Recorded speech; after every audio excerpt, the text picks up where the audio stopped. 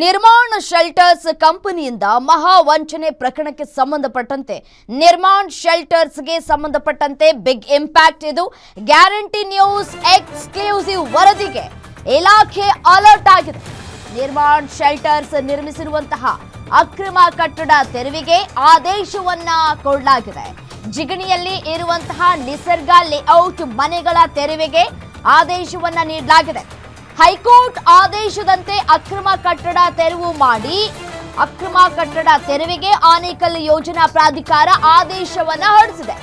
ನಿಸರ್ಗ ಲೇಔಟ್ನಲ್ಲಿ ಭಾರೀ ವಂಚನೆ ಮಾಡಿದ್ದಂತಹ ನಿರ್ಮಾಣ ಶೆಲ್ಟರ್ಸ್, ಸರ್ಕಾರಿ ಭೂಮಿಯಲ್ಲಿ ಸಿಎ ಸೈಟ್ ಮಾರಿದಂತಹ ನಿರ್ಮಾಣ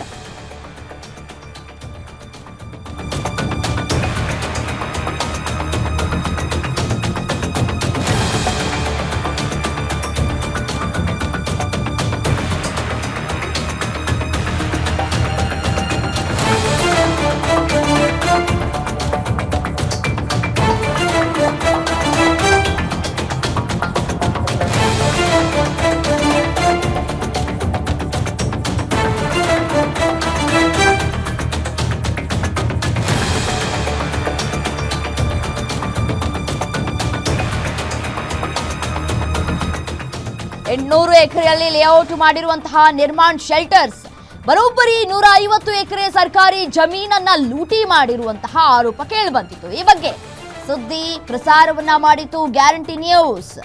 ಅಕ್ರಮ ಎಸಗಿದ್ದ ನಿರ್ಮಾಣ ಶೆಲ್ಟರ್ಸ್ ವಿರುದ್ಧ ಕ್ರಮಕ್ಕೆ ಗ್ಯಾರಂಟಿ ನ್ಯೂಸ್ ಆಗ್ರಹಿಸಿತ್ತು. ಗ್ಯಾರಂಟಿ ನ್ಯೂಸ್ ಸುದ್ದಿ ಪ್ರಸಾರದ ಬಳಿಕ ಕೊನೆಗೂ ಎಚ್ಚೆತ್ತಿದ್ದಾರೆ ಆನೇಕಲ್ ಯೋಜನಾ ಪ್ರಾಧಿಕಾರ.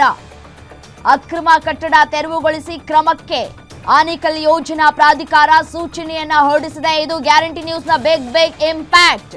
ಆನೇಕಲ್ ತಾಲೂಕಿನ ಜಿಗಣಿ ಹೋಬಳಿಯ ಕಲ್ಲುಬಾಳಿನಲ್ಲಿ ಇರುವಂತಹ ನಿಸರ್ಗ ಲೇಔಟ್ ರಾಜಾರೋಷವಾಗಿ ಸರ್ಕಾರಿ ಜಮೀನನ್ನ ಕಬಳಿಸಿರುವಂತಹ ನಿರ್ಮಾಣ ಶೆಲ್ಟರ್ಸ್ ಕಂಪನಿ ಸಿಎ ಸೈಟ್ ಮಾಡಿ ಜನರಿಗೆ ಅಕ್ರಮವಾಗಿ ಮಾರಾಟ ಮಾಡಿರುವಂತಹ ನಿರ್ಮಾಣ ಶೆಲ್ಟರ್ಸ್ ಕಂಪನಿ.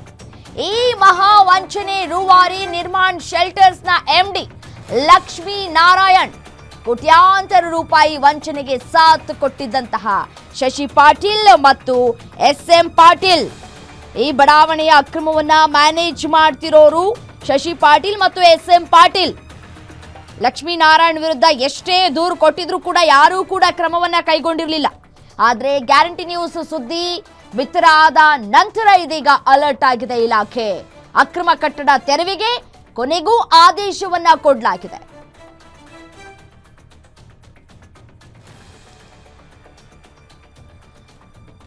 ಅಕ್ರಮ ಕಟ್ಟಡ ತೆರವಿಗೆ ಈಗ ಆದೇಶವನ್ನ ಹೊರಡಿಸಲಾಗಿರುವಂತದ್ದು. ಸಂದೇಶ್ ದೂರುದಾರರು ಈ ವಿಚಾರಕ್ಕೆ ಸಂಬಂಧಪಟ್ಟಂತೆ ನಮ್ಮ ಪ್ರತಿನಿಧಿ ಸ್ವತಃ ಖುದ್ದು ಮಾತನಾಡಿಸಿದ್ದಾರೆ ಸಂದೇಶ್ ಅವರನ್ನ. ಏನ್ ಹೇಳಿದ್ರು ಈ ಸಂದರ್ಭದಲ್ಲಿ ಸಂದೇಶ್, ಕೇಳ್ತಾ ಹೋಗೋಣ ಬನ್ನಿ. ಇದು ಗ್ಯಾರಂಟಿ ನ್ಯೂಸ್ನ ಬಿಗ್ ಇಂಪ್ಯಾಕ್ಟ್. ಗ್ಯಾರಂಟಿ ನ್ಯೂಸ್ ಕೆಲ ದಿನಗಳ ಹಿಂದೆ ದೊಡ್ಡ ಭೂ ಹಗರಣದ ವಿರುದ್ಧ ಸುದ್ದಿಯನ್ನ ವಿತರಿಸಿತು. ಈಗ ಆ ಒಂದು ವಿಚಾರ ಇಂಪ್ಯಾಕ್ಟ್ ಆಗಿರುವಂಥದ್ದು. ಈ ವಿಚಾರದ ಬಗ್ಗೆ ಮಾತನಾಡೋದಕ್ಕೆ ನಮ್ಮ ಜೊತೆ ಇದೀಗ ಹೋರಾಟಗಾರದಂತಹ ಸಂದೇಶ್ ಜೊತೆ ಇದ್ದಾರೆ. ಬನ್ನಿ ಮಾತಾಡ್ಸೋಣ. ಸರ್, ಈ ಒಂದು ನಿಮ್ಮ ಹೋರಾಟಕ್ಕೆ ಜಯ ಸಿಕ್ಕಿದೆ, ಅದೇ ರೀತಿಯಾಗಿ ಈ ಒಂದು ಗ್ಯಾರಂಟಿ ನ್ಯೂಸ್ ಅಲ್ಲಿ ಸುದ್ದಿ ಬಿತ್ತರಿಸಿದ ನಂತರ ಜಯ ಸಿಕ್ಕಿರುವಂಥದ್ದು. ಏನ್ ಹೇಳ್ತೀರಾ? ಮುಂದಿನ ದಿನಗಳಲ್ಲಿ ನಿಮ್ಮ ಹೋರಾಟ ಯಾವ ರೀತಿ ಆಗಿರುತ್ತೆ? ನಿಜಕ್ಕೂ ಮೇಡಮ್, ಗ್ಯಾರಂಟಿ ನ್ಯೂಸ್ಗೆ ನಾನು ಧನ್ಯವಾದಗಳು ತಿಳಿಸ್ತೀನಿ. ಏನು ವಿಚಾರ ಅಂದರೆ, ಈ ಒಂದು ಸುದ್ದಿನ ಇಷ್ಟು ದೊಡ್ಡ ಹಗರಣ ಅಂದರೆ ಕರ್ನಾಟಕದಲ್ಲೇ ಅತಿ ದೊಡ್ಡ ಹಗರಣ ಇದು ಯಾವ ಥರ ಅಂದರೆ, ನಮ್ಮ ಕಲ್ಲುಬಾಳು ಗ್ರಾಮ ಪಂಚಾಯಿತಿಯಲ್ಲಿ ನಡೆದಿರೋಂಥದ್ದು ರಿಪಬ್ಲಿಕ್ ಆಫ್ ಕಲ್ಲುಬಾಳು ಗ್ರಾಮ ಪಂಚಾಯಿತಿ. ಅಂದರೆ ಆ ನಿರ್ಮಾಣ ಶೆಲ್ಟರ್ಸ್ ಒಂದು ಹಗರಣನ ಇಲ್ಲಿ ತನಕ ಯಾರೂ ಬೀದಿಗೆ ಎಳೆಯೋದಕ್ಕಾಗಲೇ ಇಲ್ಲ. ಸಾವಿರಾರು ಕೋಟಿ ರೂಪಾಯಿ ಬೆಲೆ ಬಾಳೋಂಥ ಜಮೀನನ್ನ ಒತ್ತುವರಿ ಮಾಡ್ಕೊಂಡಿದ್ರು. ಏನು ಮಾಡಿದ್ರು ಅಲ್ಲಿ? ಶಶಿ ಪಾಟೀಲ್ ಅಂತಿದ್ದಾನೆ, ಅವನಿಗೆ ಇವತ್ತಿಂದ ನಾನು ಸ್ಟೆಪ್ ಪಾಟೀಲ್ ಅಂತ ಹೇಳ್ಬಿಟ್ಟು ಹೆಸರಿಡ್ತೀನಿ. ಏನು ಮಾಡಿದ್ರು ಅವ್ರ ವಿರುದ್ಧ ಯಾವುದೇ ಕ್ರಮ ಕೈಗೊಂಡಿಲ್ಲ. ಲಕ್ಷ್ಮೀನಾರಾಯಣ ಆಗ್ಬೋದು, ಶಶಿ ಪಾಟೀಲ್ ಆಗ್ಬೋದು, ಸುಷ್ಮಾ ಮೂರ್ತಿ ಆಗ್ಬೋದು, ಚೌಡ್ರೆಡ್ಡಿ ಆಗ್ಬೋದು, ಎಸ್.ವಿ. ಪಾಟೀಲ್ ಆಗ್ಬೋದು, ತೇಜವಂತಿ ಆಗ್ಬೋದು, ಇವ್ರ ಮೇಲೆ ಯಾವುದೇ ಕ್ರಮ ಇಲ್ಲಿ ತನಕ ಕೈಗೊಂಡಿಲ್ಲ. ಇದಕ್ಕೆ ಸಂಬಂಧಪಟ್ಟಂಗೆ ಏನಂತ ನಾನು ನೋಡಿ ಪೇಪರ್ ಸಮೇತ ಎಕ್ಸ್ಪ್ಲೇನ್ ಮಾಡ್ತೀನಿ. 2002ರಲ್ಲಿ ಮಾನ್ಯ ಆನೇಕಲ್ಲು ಕಾರ್ಯನಿರ್ವಾಹಕ ಅಧಿಕಾರಿಗಳು ಅಂದರೆ ಇಒ ಅವ್ರ ಕಡೆಯಿಂದ ಒಂದು ಆದೇಶ ಆಗುತ್ತೆ. ಈ ಜಮೀನೆಲ್ಲ ಸರ್ವೆ ಮಾಡಿದ್ದು ಇದು ಸರ್ಕಾರಿ ಜಮೀನಾಗಿರೋದ್ರಿಂದ ಈಗ ಸದ್ಯಕ್ಕೆ ನೀವು ಆ ಜಮೀನಲ್ಲಿ ಏನೇ ಕೆಲಸ ಮಾಡಬಾರ್ದು ಅಂತ ಹೇಳ್ಬಿಟ್ಟು ಮಧ್ಯಂತರ ಆದೇಶ ಕೊಡ್ತಾರೆ. ನೋಡಿ, ಆದೇಶದ ಕಾಪಿ ಇಲ್ಲ ಐತಿ. ಈ ಮಧ್ಯಂತರ ಆದೇಶ ಕೊಟ್ಟಿದ್ದಾದಮೇಲೆ ಈ ಜಮೀನನ್ನು ಒತ್ತುವರಿ ತೆರವು ಮಾಡಬೇಕು ಅಂತ ಹೇಳ್ಬಿಟ್ಟು ಕೂಡ ಆದೇಶ ಮಾಡ್ತಾರೆ ಅವರು. ಯಾವಾಗ? 2002 ಜನವರಿಯಲ್ಲಿ. 2002 ಜನವರಿಯಲ್ಲಿ ಈ ಆದೇಶ ಬಂದಿದ್ದ ತಕ್ಷಣ ಇಮಿಡಿಯೇಟಾಗಿ ಇದ್ರ ಮೇಲೆ ಶಶಿ ಪಾಟೀಲ್ ಸ್ಟೇ ಮಾಡಿಸ್ತಾರೆ. ಶಶಿ ಪಾಟೀಲ್ ಸ್ಟೇ ಮಾಡಿಸಿದಾದ್ಮೇಲೆ ಏನಾಗುತ್ತೆ, ಅದು ನೆಕ್ಸ್ಟು ಅಂತ ಎರಡನೇ ಅಂತ ಹೈಕೋರ್ಟಲ್ಲಿ ಸರ್ಕಾರಿ ಅಧಿಕಾರಿಗಳು, ಅಂದರೆ ನಮ್ಮ ಆನೇಕಲ್ ಯೋಜನಾ ಪ್ರಾಧಿಕಾರದ ಅಧಿಕಾರಿಗಳು ಹೈಕೋರ್ಟಲ್ಲಿ ಹೋಗ್ಬಿಟ್ಟು ಸ್ಟೇ ವೇಕೆಂಟ್ ಮಾಡಿಸ್ಕೊಂಡು ಬರ್ತಾರೆ. ಇದು ಸ್ಟೇ ವೇಕೆಂಟ್ ಆಗೋವಂಥದ್ದು. ಯಾವುದೇ ಕಾರಣಕ್ಕೂ ಸ್ಟೇ ಸಿಗಬಾರ್ದು, ಈ ವಿಚಾರ ಇದು ಸರ್ಕಾರಿ ಜಮೀನು ಅಂತ ಹೇಳ್ಬಿಟ್ಟು ಸ್ಟೇ ವೇಕೆಂಟ್ ಆಗೋವಂಥದ್ದು. ಆದರೆ 2002 ಏಪ್ರಿಲಲ್ಲಿ ಸ್ಟೇ ವೇಕೆಂಟ್ ಆದ್ರೂ ಇಲ್ಲಿ ತನಕ ಒತ್ತುವರಿ ತೆರವಾಗಬೇಕು ಅಂತ ಹೇಳ್ಬಿಟ್ಟು ಯಾವುದೇ ಸರ್ಕಾರ ಕ್ರಮ ಕೈಗೊಂಡಿರಲ್ಲ. ನಾವೇನು ಮಾಡ್ತೀವಿ, ಅಂಬೇಡ್ಕರ್ ಸೇವಾ ಸಮಿತಿಯಿಂದ ಆನೇಕಲ್ ಯೋಜನಾ ಪ್ರಾಧಿಕಾರಕ್ಕೆ ಮನವಿ ಕೊಡ್ತೀವಿ, ಹೋರಾಟನೂ ಮಾಡ್ತೀವಿ.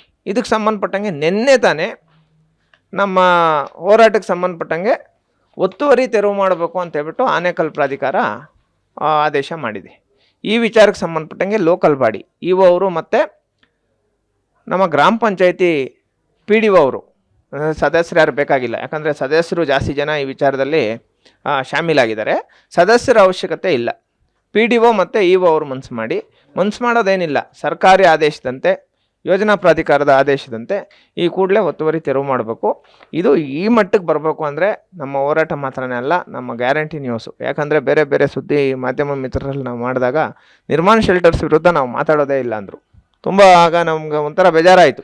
ಇದೇನಪ್ಪ ಮಾಧ್ಯಮದವರೇ ಮಾತಾಡಲ್ಲ ಅಂತ ಹೇಳ್ಬಿಟ್ಟು ಅಂದ್ಬಿಟ್ಟಾಗ, ಮಾಧ್ಯಮದವರೇ ಈ ಸುದ್ದಿ ನಾವು ಇದು ಮಾಡಲ್ಲ, ನಾವು ಪ್ರಸಾರ ಮಾಡಲ್ಲ ಅಂದಾಗ ಎಲ್ಲಿದೆ ನ್ಯಾಯ ಅಂತ ಹೇಳ್ಬಿಟ್ಟು ತುಂಬ ನೋವಾಯಿತು.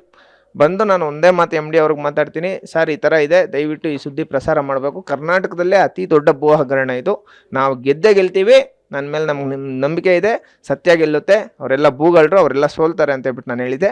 ಅದೇ ಥರ ಹೋರಾಟನೂ ಮಾಡಿದ್ವಿ. ನಮ್ಮ ಗ್ಯಾರಂಟಿ TVಯಲ್ಲಿ 1 hour ಲೈವು ಬಂತು. ಅಧಿಕಾರಿಗಳು ಎಚ್ಚೆತ್ಕೊಂಡ್ರು. ಈ ಪ್ರಕರಣದಲ್ಲಿ ನ್ಯಾಯ ಸಿಕ್ಕಿದೆ. ಮುಂದಿನ ವಾರ ಎಲ್ಲ ಬಿಲ್ಡಿಂಗ್ಸು, ಇವಾಗ ನಾವೇನು ಇವರು 12 ಬಿಲ್ಡಿಂಗ್ ಕೊಟ್ಟಿದ್ದಾರೆ, ಸುಮಾರು 30 ಕೋಟಿ ರೂಪಾಯಿ ಬೆಲೆ ಬಾಳೋಂಥ ಪ್ರಾಪರ್ಟಿಗಳಿದು. 30 ರಿಂದ 40 ಕೋಟಿ ರೂಪಾಯಿ ಬೆಲೆ ಬಾಳೋಂಥ ಪ್ರಾಪರ್ಟಿಗಳು. ಈ 12 ಬಿಲ್ಡಿಂಗು ಡೆಮಾಲೇಷನ್ ಮಾಡ್ತಾಯಿದ್ದಾರೆ. ಈ ವಿಚಾರಕ್ಕೆ ನನಗೆ ತುಂಬ ಖುಷಿ ಆಗ್ತಾ ಇದೆ ಮೇಡಮ್, ಯಾಕಂದರೆ ಇಲ್ಲಿ ತನಕ ಅವರು ವಿರುದ್ಧ ಗೆದ್ದವರೇ ಇಲ್ಲ. ಕೆಲವು ವರ್ಷಗಳಾಗಿರ್ಬೋದು, ಸಾಕಷ್ಟು ವರ್ಷಗಳಿಂದ ಹೋರಾಟ ಮಾಡಿದ್ರು ಕೆಲವೊಂದು ವಿಚಾರದಲ್ಲಿ ನಮಗೆ ಆ ಹೋರಾಟದ ಪ್ರತಿಫಲ ಸಿಗುವುದಿಲ್ಲ. ಆದರೆ ಬರೀ 14 ದಿನಗಳಲ್ಲಿ ಹೋರಾಟವನ್ನು ಕೈಗೊಂಡು ಆ ಒಂದು ವಿಚಾರವನ್ನು ನಮ್ಮ ಗ್ಯಾರಂಟಿ ನ್ಯೂಸ್, ಸುದ್ದಿ ಖಚಿತ ನ್ಯಾಯ ನಿಶ್ಚಿತ ಅನ್ನುವಂತಹ ಏನು ಬ್ಯಾಡ್ಜನ್ನು ಇಟ್ಕೊಂಡ್ಬಂದಿದೆಯೋ ಆ ಒಂದು ಗ್ಯಾರಂಟಿ ನ್ಯೂಸಲ್ಲಿ ಇದೀಗ 14 ದಿನಗಳ ಹೋರಾಟಕ್ಕೆ ಪ್ರತಿಫಲ ಸಿಕ್ಕಿರುವಂಥದ್ದು. ಕ್ಯಾಮ್ರಾ ಪರ್ಸನ್ ಲಕ್ಷ್ಮೀಕಾಂತ್ ಜೊತೆ ಕವನ ಶಿವಣ್ಣ, ಗ್ಯಾರಂಟಿ ನ್ಯೂಸ್, ಬೆಂಗಳೂರು.